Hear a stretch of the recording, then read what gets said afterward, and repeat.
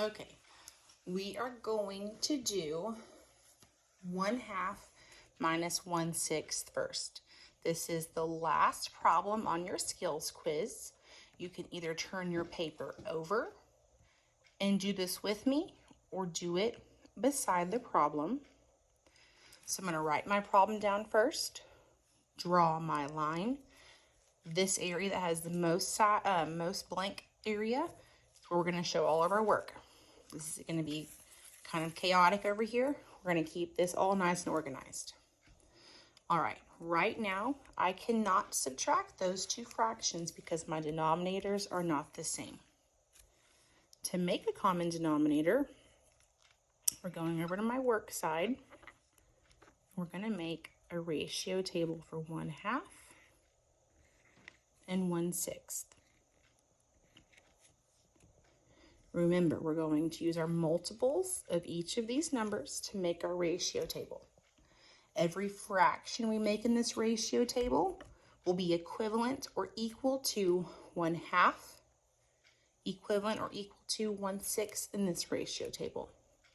So we have 1, multiples of 1, so 1, then 2, then 3, then 4, then 5.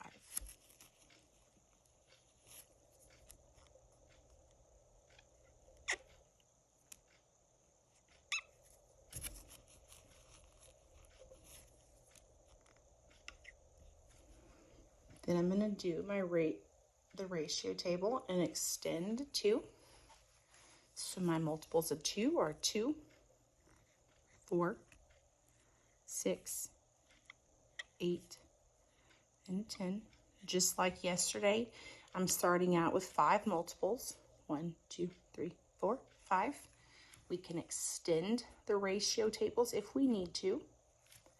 So now I'm going to do this. So we have 1, 2,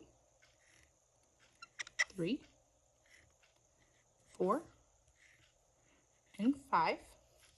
Multiples of 6, 6, 12, 18, 24, and 30. Okay, now I'm going to see if I have a common denominator. We want the denominators to be the same. So I'm starting with 2. Do I have a 2 down below? No. Do I have a 4 down below? No.